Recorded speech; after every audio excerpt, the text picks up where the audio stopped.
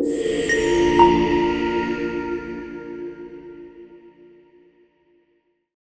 hello everyone. Here we are with Sudeep. He self-proclaimed. What did you call yourself? Like you code like a caveman. The caveman coder. I kind of like that. And so today, I guess this is technically our second. I don't know if it's an episode or whatever it is, but it's a second hacker show off. And you had created this pretty amazing tool, VBC Financial Simulator, and we got to see it hot off the press at our retreat end of January in Boston, which was really special. I think it was a huge hit, and then you released it to the public into the wild just recently. And I remember after your talk, people came up and were just asking like, how did you create it? How did you build it? Just because it's so sophisticated and there's so much thought that went into it, like just it's very evident. So I think it'd be cool to just like peel back the curtain and see how you did it behind the scenes. Don't worry about not knowing the technical terms or whatever else. I think it's actually just fun to see how you did it in your own way, whether it's the right way or the wrong way. Like, I think that's kind of the exciting part. And then people can ask questions about anything. We're kind of focusing on the process of building stuff. So maybe others can get inspired and adapt to whatever they want to create. But we can also talk about the content of your simulation tool as well, because I think, everyone who's here is pretty interested in VBC. So, and then everyone knows you here, but you're a private practice physician, own and run your shop, and just super knowledgeable about the whole primary care and value-based care space. So I don't think we need to do much more of an intro unless you want to add anything else to deepen. Otherwise, I'll just let you share your screen and walk us through. And people have questions, drop them in the chat or raise your hand. And it's a small enough group, we can just have a discussion. Right, awesome. Thanks, Paulius. Yeah. Right, so I'm going to share my screen. So let me see. We're not content only. Oh, desktop one. There we go. Okay, sure.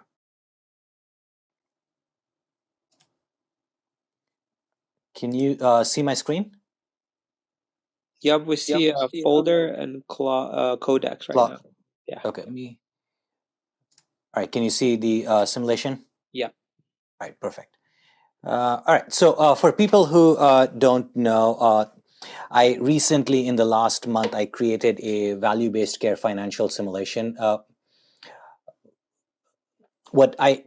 This whole concept started off with, I've had multiple conversations with people around how do you explain value-based care? Because at the conceptual level, it sounds so great, but it is so hard to understand because it's extremely complicated. And so I kind of hit upon the idea, well, let me see if I can just create the entire simulation program where people can go in, adjust the parameters, and then play with it themselves and learn about it. And I had played with Claude before. I had never installed Claude Code. I had just tried to do a little bit of coding directly into the app itself. And the last time I used to do coding in school. The last time I tried to do coding was like 10 years ago when on Coursera, they first put out like a Python course. And I was like, yeah, let me try that. Great. But unless you have a project, you really don't do anything with it. So this kind of became my first big project in which I tried to do something. And as Paulius mentioned, like I did this like a caveman. Nothing special installed. I just had terminal in which, and I'm going to pull up terminal. So right now you're seeing two terminal windows. On the right hand side, this one is Claude, and then this one is Codex. So I'm going to actually switch. I'm not going to worry about Codex right now because half of it I did with Claude, and when I started getting comfortable, then I brought Codex into the picture. So I'm already logged into Claude. There's nothing special in it. All I did was gave it a prompt. I want to develop a financial simulation program to explain how value-based care contracts work. Claude, go online, find all the information on how these contracts work, and come up with a plan to create a simulation program. And that was it. And it did a pretty decent job of going in and finding most of the information. And actually, one of the other things that I did put in the prompt was make any reasonable assumptions that you think are reasonable. It's just something along those lines. So it went, searched the internet, found all the information, created a plan. And if you worked in terminal, it is, at least for me, it's kind of hard to read when it puts things out in the terminal. And so I was just like, you know what, just go ahead and create the file. And the vast majority of the time, once Claude created the file, I would open the file, and it was an HTML file, all web browser based. I would open the file, I would open the model, and then I would look through it and I would play with it.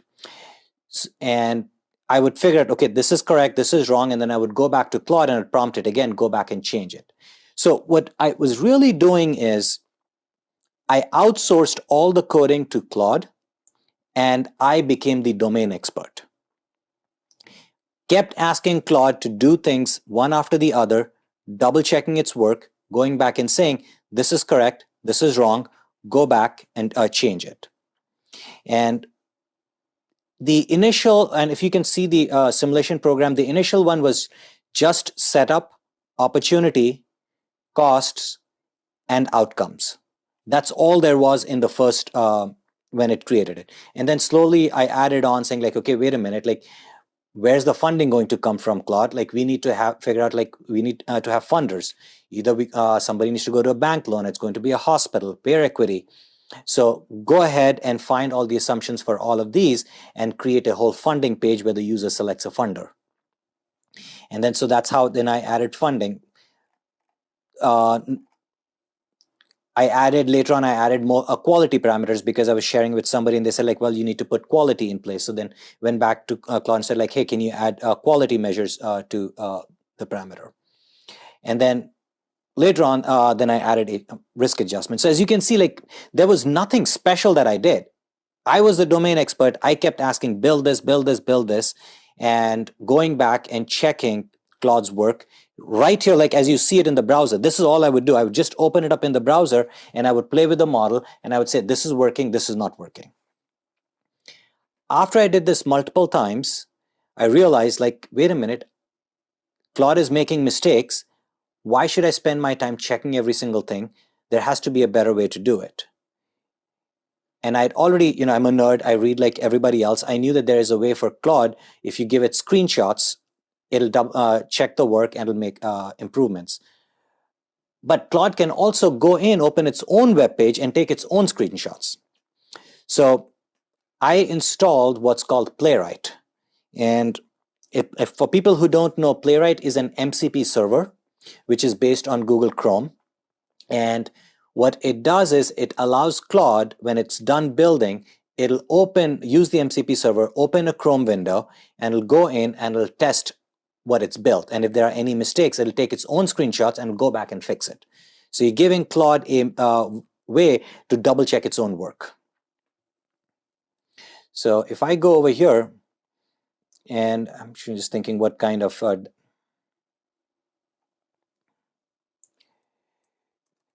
actually, can you double check the index.html file and the project to make sure that there are no errors in the code? Use Playwright MCP server. And so Sudeep, if I just, what are you using for your audio transcription? Oh, I use a program called Super Whisper.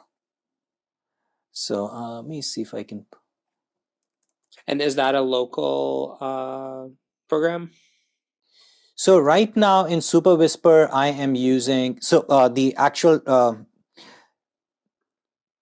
speech to text is done locally using Parakeet. And then it goes back and then it'll actually run it through an AI model, which will eliminate any mistakes in anything and format it. So that's being done, I think, using GPT Nano right now. And while we're speaking, see, it opened up a window over here. This is all Claude double checking its work using Playwright, and it's automatically navigating the window. It's double checking all of its work. And And over here, if you can see, it's doing all the work and checking the code and if there are any errors in the JavaScript. So this is kind of, I hit upon this after I'd built like almost close to half the code, because like this is dumb, me going in and trying to describe what's wrong or trying to take screenshots and giving it to Claude to fix it. There should be a better way to do it. So this is how then I started doing it, just asking it to run Playwright MCP server and double checking all of its code and fixing it. So while it's doing that, so going back to Super Whisper, so I used GPT Nano, which kind of takes my the transcribed and kind of fixes it. When I'm using it for patients, then I have a local LLM model, GPT 20 billion model. I have that installed so nothing leaves the computer. So, and so it's just, if you can see over here, it's just running through every single step and it's double checking to make sure everything is working.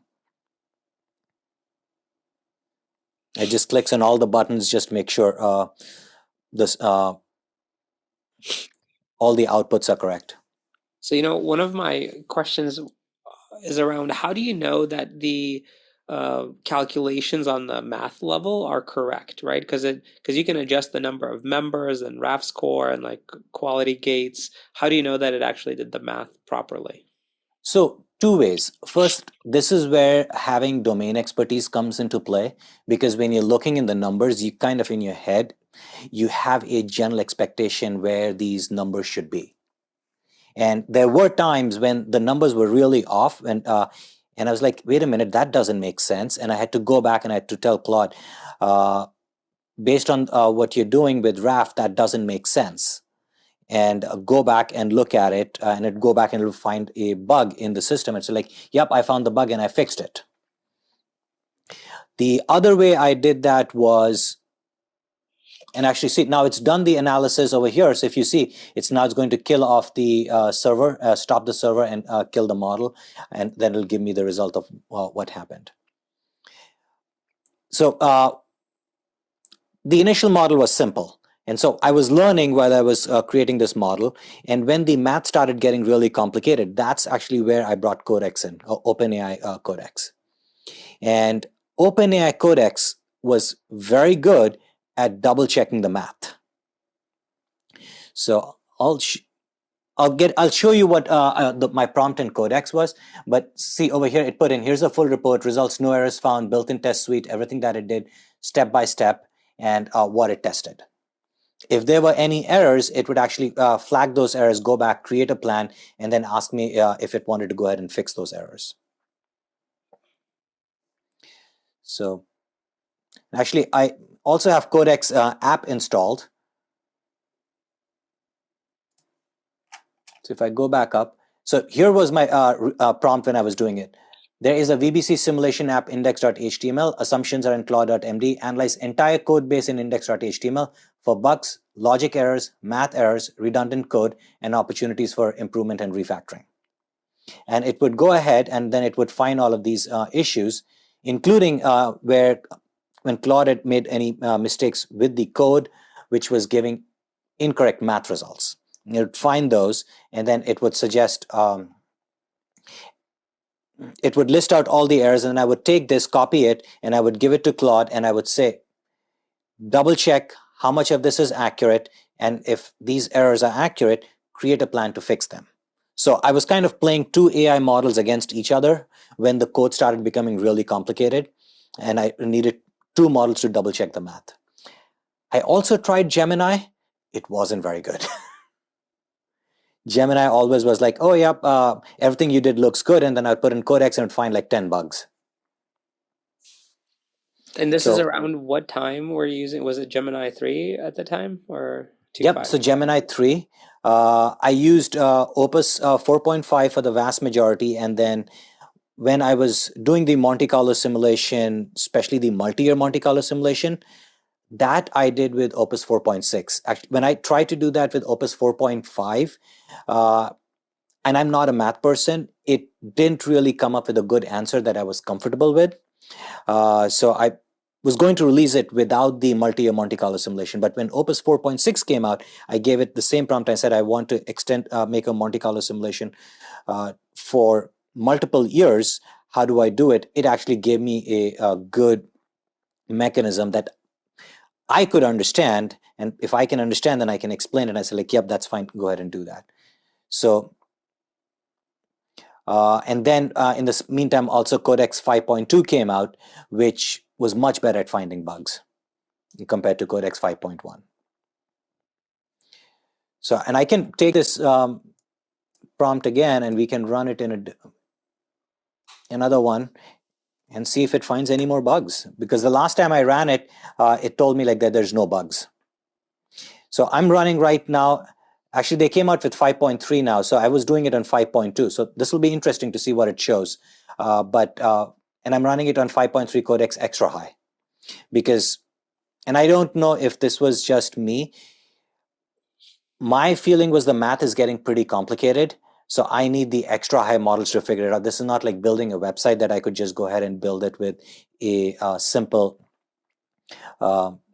regular codex plan and not use the extra high, because this was using a lot of like Monte Carlo simulation with Sobol sequences to figure out like how to randomize. And I don't know how many of people here have played with your simulation tool extensively, but I mean, it's fairly sophisticated. Are there sections of it where it was failing? Like you kind of described the Monte Carlo wasn't working as well.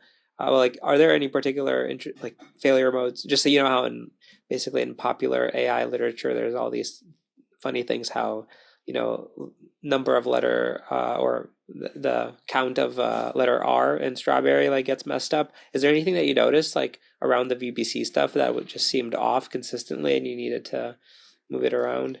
Yep. So actually, good point, because one of the ways that I noticed that the calculations were incorrect. So actually, while it's doing that, I'm going to go to the Monte Carlo simulation and just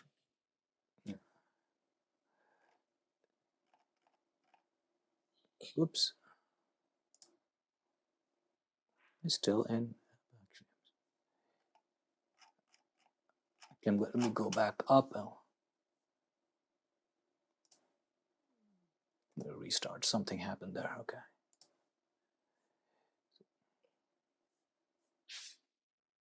Do a multi-year run the simulation.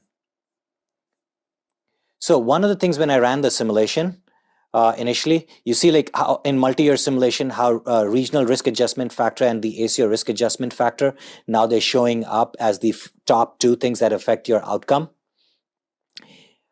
They weren't showing up, or they were showing up way below. And I was like, that doesn't make sense. Risk adjustment factor is the top, if not in the top three, that affects your benchmark and determines if you succeed or not.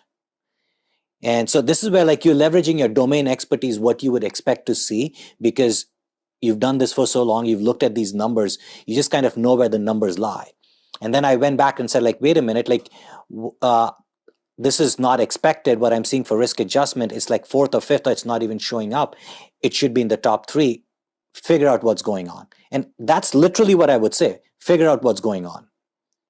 And then it would go back and it would run the model, and then it would find the math bugs and say like, wait a minute, like I found that it is not accounting for some particular something somewhere, or the variable wasn't, the code was incorrect and the variable wasn't being taken into account somewhere.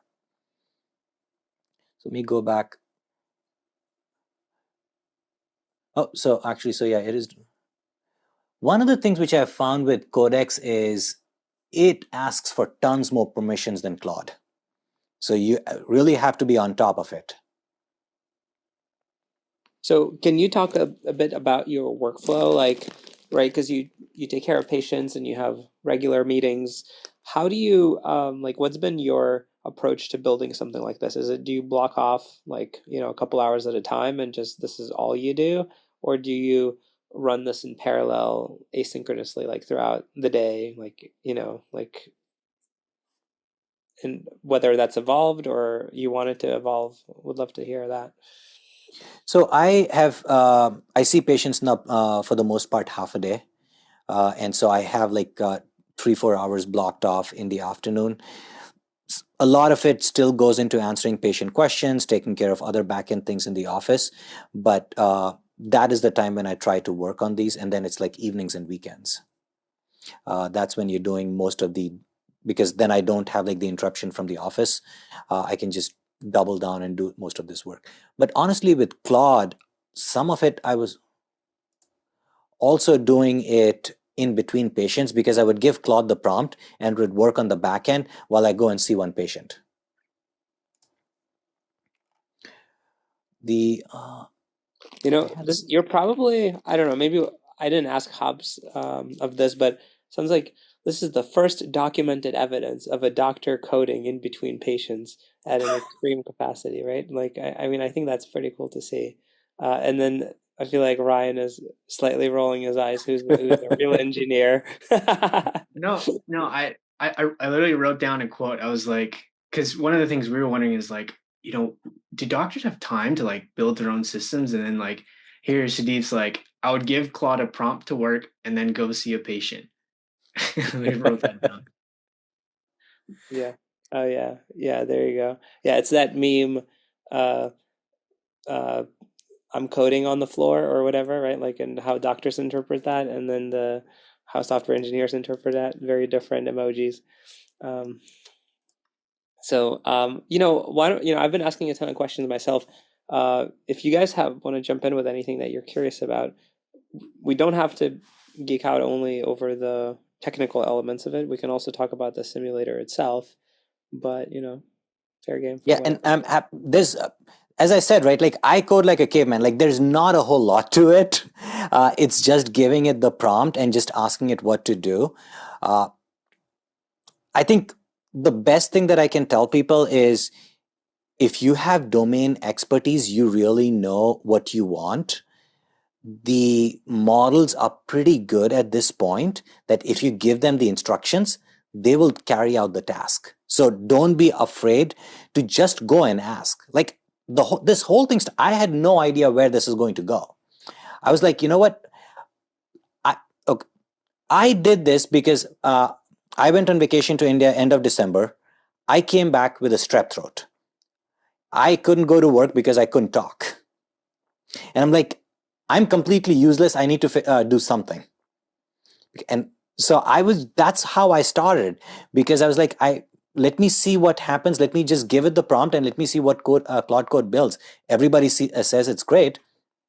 Let's give it a try because I'm sick and I don't have anything else to do and I can't talk. That's how this whole process started. And it just evolved from like a single HTML file, which was probably about 200-300 kilobytes.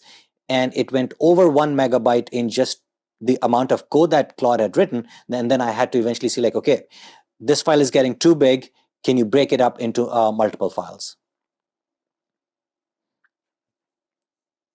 So I'm happy to answer a question, but this thing would be, if you have domain knowledge, just install Claude and just give it tell it what you want to build. I think that's great. I think that um, there's a big barrier to starting, and I'm actually kind of curious for people who are here, what they have been building or thinking about building. I might have asked this question when people are SVP'd, so I'm gonna call maybe on a couple of folks. I think Alan, you joined to just listen in, but I kind of want to hear what would you want to, if you don't have a question for Sudeep, tell us like what you'd want to build, even if you haven't started yet.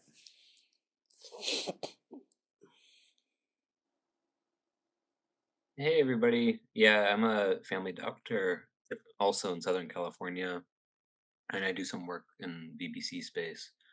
But I have no idea what I want to build or would want to build. I'm just blown away by the things that everyone else is building. Okay, so you're in the observation, I'm con imagination stage right now. Yeah. yeah, contemplating change. But Okay, that's right. I would I'd probably ask Claude, what should I build?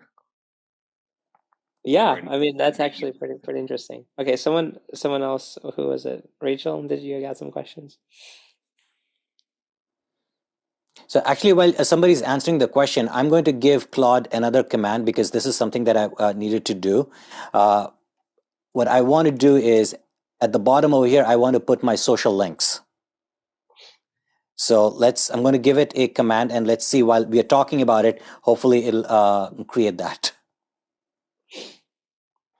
Were you happy with the UI, or did you have to give it, do you think it does a pretty good job with the UI when you're giving it prompts? Yeah, it did the entire UI. It did make mistakes in the UI. That is one of the places where I had to get Playwright MCP server because I got tired of taking screenshots and giving it to Claude to say hey, fix this. And once I installed Playwright MCP server, it could go back and double check its work. So examples of things that it would keep getting wrong is if you see over here, right, there's a tooltip. So a lot of times it would get the tooltip, which would go off to the side away, and only half of it would be visible. And I would just tell Claude, just go look at the tooltip. It's pushed to the side, and only half of it is visible. Correct it. Make sure it's fixed by testing it using the MCP server. So that way, I didn't have to go back and double check. What's the Playwright MCP server, and how did you figure out what all these things were that you downloaded? I know you downloaded a few things, so I'm just curious, where you get that information. So I've been following what's going on with AI. So Claude Code, I already knew it existed, so I downloaded Claude Code, and I asked Claude itself, instead of giving you screenshots, can I give you an MCP server like a Playwright or Puppeteer or something else for you to do it yourself? Is that something that would be useful? And Claude actually gave me the whole information. And if I go over here and I have that open, so I didn't know how to install it. I didn't know what to do. So I actually had Claude walk me through all the steps on how to install the MCP server. And then I was like, wait a minute, I'm going to forget all of this. I had it write a markdown file to show me what the current installation status is, where is it installed, what do I need to do, config locations, so that I have it in case down the road something happens. Claude documented everything for me, and I put it in my notes in case down the road something happens. So even for the Playwright MCP server, I actually had Claude do everything for me. And then you just have to still follow its instructions. You don't have. So I just tell Claude, so over here, right, I put in, if I go all the way back. So if you look at this, right, can you double check the index file and just double check it with the Playwright MCP server?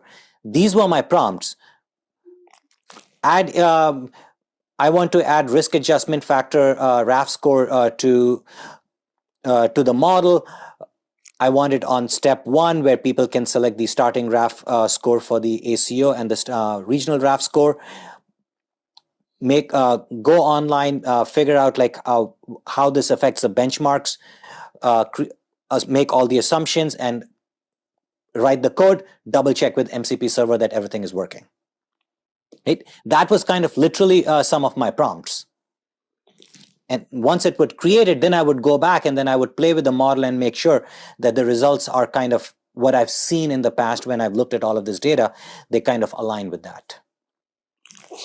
And so, Nupur, I think you're asking really good questions. And, what would you be doing? Let's say, you had all these skills. How would you want to apply them? Let's say I had all these skills, right? I don't think that, I've ever tried to do more than just do a demos with online coding platforms, vibe coding platforms. And I thought that was a very good use of them. I would say, this is what I want to build, build it. And it would just do a nice looking version. I think they do get the UIs quite right, to some extent, but better than I can imagine. I'm not a designer. And I think that was always just as far as I would take it. And so what I'm building right now is totally, another potential use case. But I mean, one of the other things that I've thought about is like the lifestyle score component of if somebody did have like a certain goal, like a health goal, whether it's like longevity or anti-cancer, are they doing every single thing they can? Every single thing they can that in evidence, or every single thing they can to prevent dementia. Some people really have strong desires to avoid this, and they want to know that they are. Creating some kind of similar, rubric scoring mechanism for that. And like, especially with this high integrity content database where we're offering the evidence-based things in it, and then it can just create the scoring mechanism, and just do that automatically instead of us having to like score it, each individual thing, that would be really nice. So yeah, this is a great use case, and maybe in 2 weeks you'll be telling us how you did it. So Yeah, I would just go into Claude and just tell it what you're thinking about. Actually, Nooper, so I switched on what in Claude there's a plan mode, right? So if everybody can see over here, just tell it what you want to build in plan mode and ask it to create a plan and see what it comes up with. But like, I don't even know what MCP server is. Like, you keep saying, like, I feel like I'm so basic. You know what I mean? Like, I'm like, where am I? I wouldn't even worry about. I did not Okay. think about MCP servers. Still, kind of, I was more than halfway into the build. Okay. yeah, Got it. if you haven't watched Michael Hobbs's thing from last week or whenever we did it, he walks you through how to set it up at the beginning. So it's got the 101 thing going. Okay, yeah, I'll have to maybe ping you for it if I didn't get that link. So Yeah. So for people who are looking at the screen, so I just added a prompt. So I just want to add social media links. I gave it the links. Make sure you have the appropriate icons, and clicking them takes to my social media profile. Double check with Playwright. And right now it's in plan mode. So I'm just going to hit enter. It's going to go in and try to create a plan, come back. And then once I approve the plan, then it will go and edit the file. So for files, I have a folder on my computer, which I've just called VBC Sim. So Claude Code is working in this folder. If it's going to modify any file, it's going to modify files in this folder. And then once I'm done modifying these files, then I can push it to GitHub, and then it will become available for everybody to view. But right now, it's just working in the local folder right here. And so it looks like it did something. Oh, Claude has written up a plan. And again, add new HTML class headers and all of that stuff. It didn't ask me where it's going to get the icons. Add clickable media icons containing 3 SVG icon links. So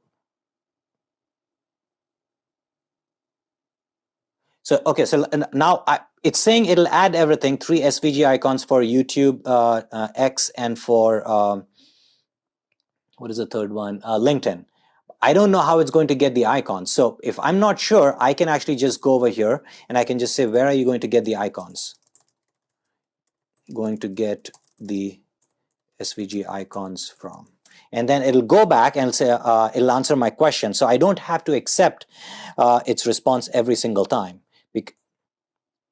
And then let's see what it came back with.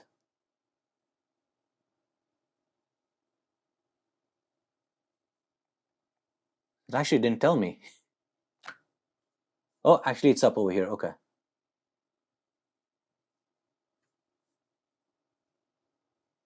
Oh, I'll hand code these small inline SVG elements directly into the HTML. So, okay, so it's just going to draw it out itself. So let's see what it does.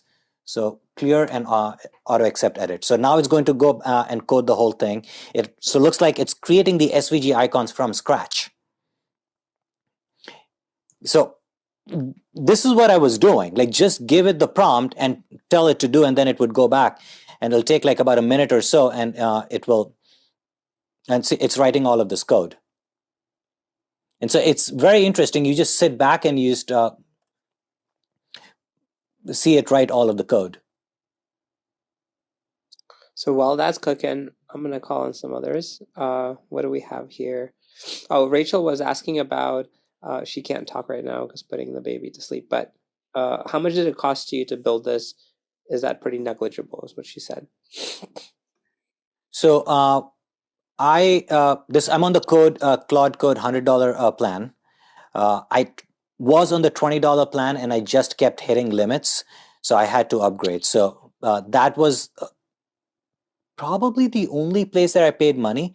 All the hosting is done on GitHub and it's free using something called GitHub Pages.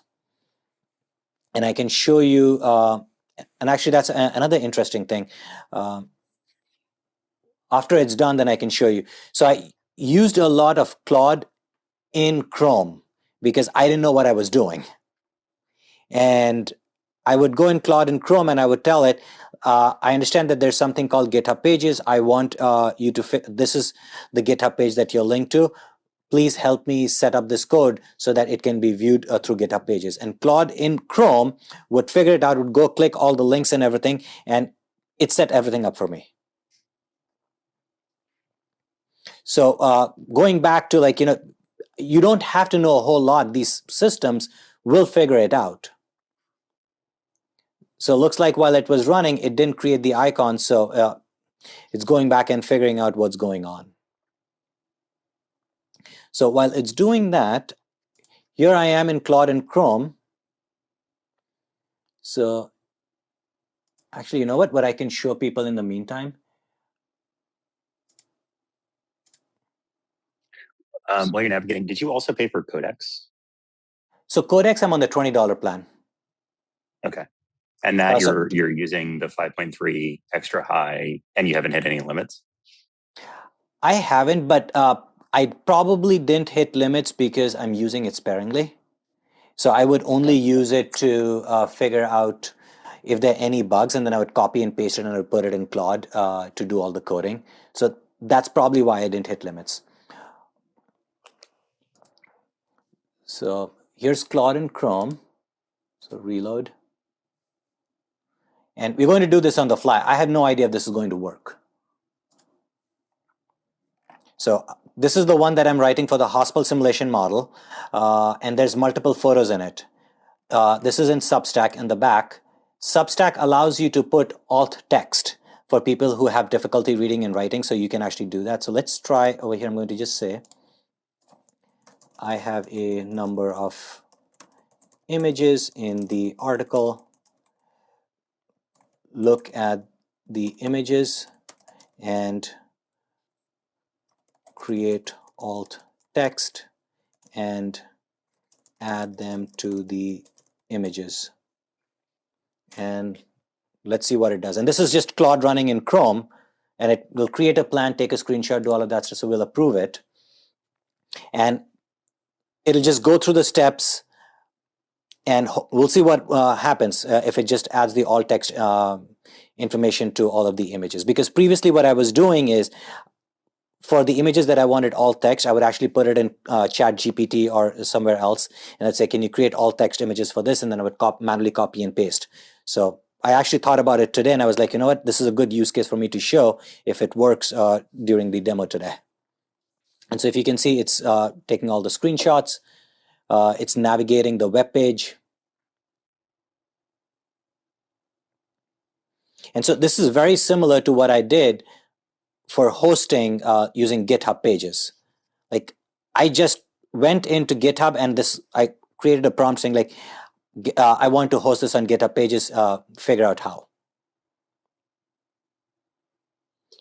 And so I actually don't know too much about the alt text one. Like, are you just using that as a use case because you can click into and enter fields, or is there another like, go to market or like, SEO type of opportunity with alt text? So alt text is for people who have with vision and hearing vision abnormalities specifically.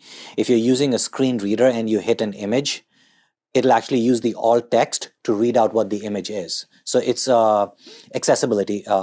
And Google, when they are indexing, they actually will prefer images that have alt text in them because it makes it easy for Google to sort of understand what that image is about.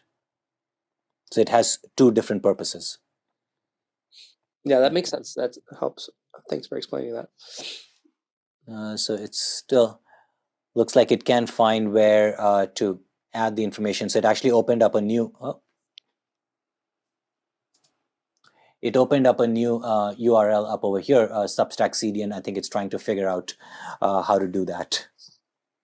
So while it's doing that, let's see what Claude did over here. So it's still figuring out what to do. I think I might have to give it the actual icons to put over there. It probably is not able to code the icons.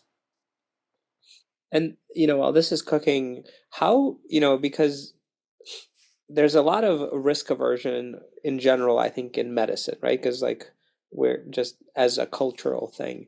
How do you think, with you giving access to the browser in which a lot of things happen, right? And obviously there's, these things are contained and you give permissions with each, task, but this is also the computer that you use to access patient, EMR logins and all that stuff. How do you, in your own brain, think about assessing the pros and cons of what to give permissions to, and how do you feel reassured that giving up some control for some sort of benefit? So I am planning to get on the computer to kind of completely separate things out. But over here, right, where it's running Claude code, it is running in a separate Chrome, which is just for PCP Lens. I have another one, so you can see Sudeep Avanta over here.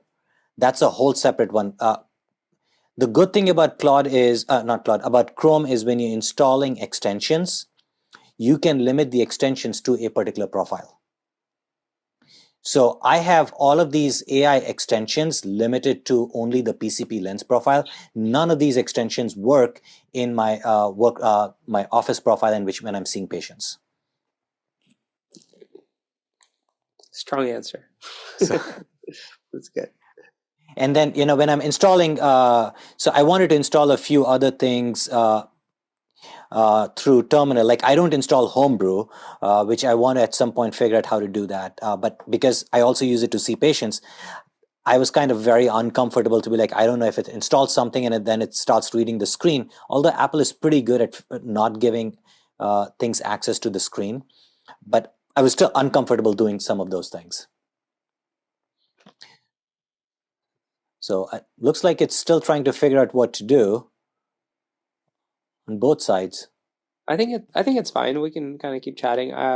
So I know. Okay, I'm gonna call on docs first, and then we'll get to non-doc friends. Renee, are you in a place where you can talk? Because I know some people putting their kids to bed or other things. Okay, maybe not. Okay, Rebecca, you're up next. What kind of stuff are you building, or do you want to build? Yeah, this is really interesting. I am very early on in exploring. I just downloaded Cloud Code and built a very basic site for my book club. Because we kind of do everything over email, choosing the next book and rating them, choosing dates, all of that. So just to test it out, I built something, and eventually it can kind of all be automated and even suggest books for us based on what we've liked previously. So I just wanted to try something. I think I have a lot of questions about what this could look like in healthcare with privacy and all of that. So this is a really interesting example, and was curious to hear what others are building and how they're working around that. This is great. What's the book club about? Tell us. It's just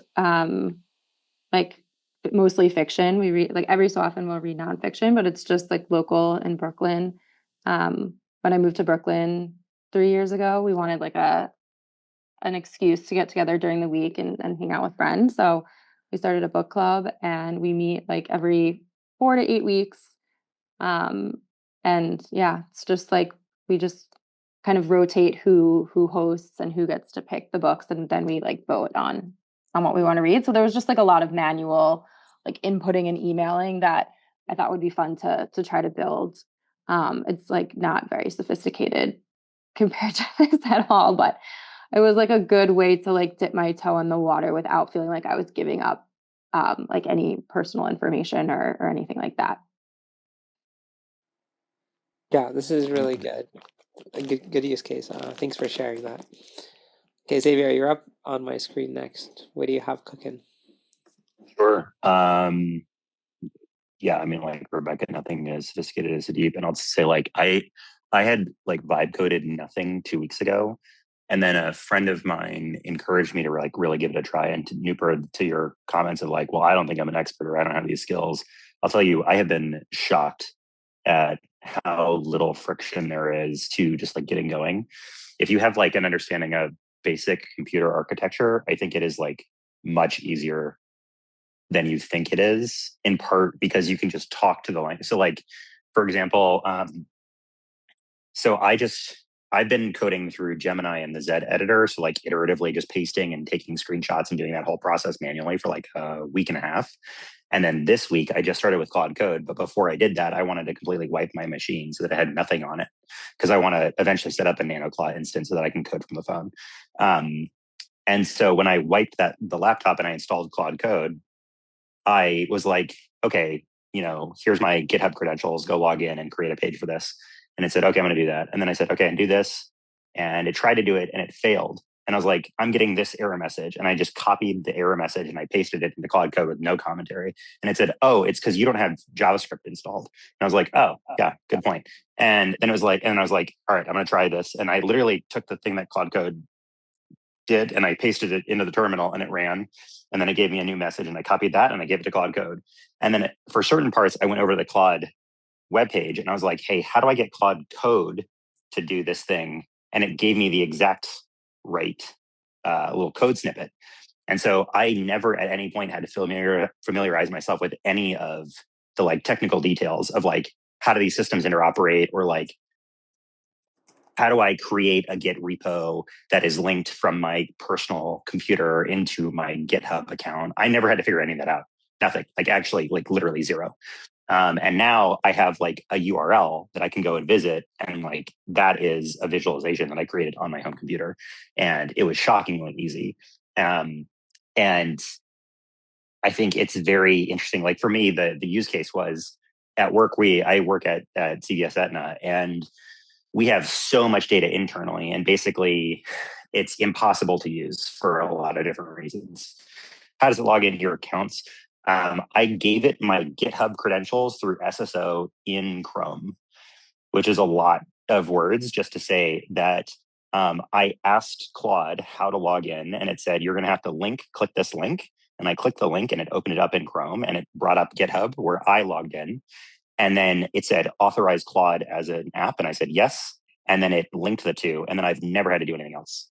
The other thing that I think helps, at least with allay my concerns about like, what if it takes the keys to the castle and like burns down my house, is that I have Chrome set up so that it always needs my fingerprint whenever it uses a password from my keychain. And so anytime it tries to log into any website that it's not already logged into, it needs me to put my finger on the keyboard. And so even if I tell Claude, and I already have, is like, you can go ahead and skip all permission checks with me, just do whatever you need to do, test and verify and yada, yada, yada.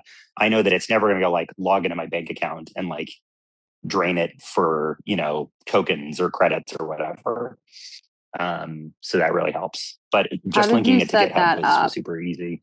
The fingerprint. It's just in settings in Chrome. It's under the keychain settings. Yeah. I'm going to do that. I like that. It's in Chrome and it says ask every time is the setting. Yeah. So Rebecca, you're or like Sudeep mentioned, you can also. There you go. I was going to say, or like Sudeep mentioned, and this is probably the smarter thing. This is probably what I'm going to do when I get home, is just set up a profile for Claude specifically, like create a Google profile for Chrome. You don't have to create a Google account, but a Chrome profile. And actually, it's kind of funny because the way that I do Claude Code is that I'm in meetings 6 to 8 hours a day. And then I've got my work computer where I'm like listening to the meeting and talking and yada, yada, yada. And then I've got my personal computer where I'm coding and it's like blah, blah, blah. And then you walk away for 5 minutes. But then sometimes if you're on your personal computer, you'll be in the middle of doing something, and then like a new browser window will pop up, and it's Claude realizing that it needs to check something, and it like pulls up a browser window. And so I think that actually would be something where it would be better to have its own Chrome profile instance where it's like it's running on a different page. I think this is so cool. So anyway, just talking through, I think it's like it's way easier than I thought it was personally. Yeah. I think That's what I would say. It's way easier. Oh, and by the way, if you're looking at the screen, it's actually adding the information to the alt text. It just added on the first image. And I mean, I should say also, I think way easier in terms of it's way easier to create software that reflects your understanding of the world. It like the reason that this tool is so cool is that it is a distillation of what you know about VBC. It's a way for people to interact with it. It's an interactive program. But like, this is not something that Claude created. Claude created the software to reflect your knowledge. And I think that's the real differentiator. It's easier now to teach someone to make software than it is to teach them the things that they could do if they made software. Like the technical skills are the easy part now. Yeah, no, 100% agree, which is why I was like, if you're a domain expert and you're really afraid about coding, like, don't be afraid.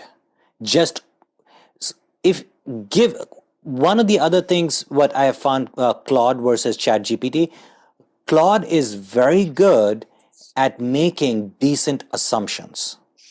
So even if you think that you're not giving it all the information, you don't need to create like a whole like product requirement document, a PRD or something.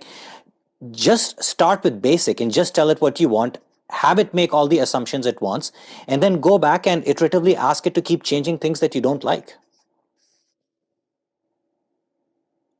this is pretty surreal watching Sudeep update his Substack post with his hands on his chest. Like it's cool to see. And we're coming up at our time. So Ryan, you're the only true like engineer for a living. How do you feel? All these docs are like, yo, we don't need tech bros. We got it. No, yeah, I mean, I'm excited. Like, I think it is true that there is this democratization of like, everyone's saying that you don't actually need to know that much to get started and like code something for fun is like totally true, right? Like, there is really nothing stopping you from going in and trying some of these tools like Lovable, Claude, and just having it build something out like this. What I would say, and honestly, this is the problem that I'm thinking through is like, okay, this is great, but then what happens when you want to like step it up and like get some like real workflows done that involve like, HIPAA compliant data, PHI, right? Like what kind of sandboxes do you need to kind of set up? And so like, how do you address those concerns of privacy? But also those are like much harder, I think, to build than maybe like a website that shows, a website that is displaying information and like reflecting our domain knowledge, right? But like how can we take that to the next level and then also apply that to like, I don't know, EHR workflows or like some of the scheduling work. So that's some of the stuff that I'm thinking about, right? Like I very much feel like the desire for doctors like all of you or healthcare experts that want to build and have like the urge and itch to build, but then like how do we give you like those puzzle pieces and building blocks to actually construct those workflows sort of in your own settings. And so, yeah, I mean, like, I guess I hadn't shared yet, but like the thing that I'm building or working on with like me and my team, which Paulius I think has heard about, and tell us. We're dying to hear about it. Yeah. So we basically like we're trying to make it possible for practice owners and practice managers to build their own like sort of AI agents and workflows that can like tackle admin flows.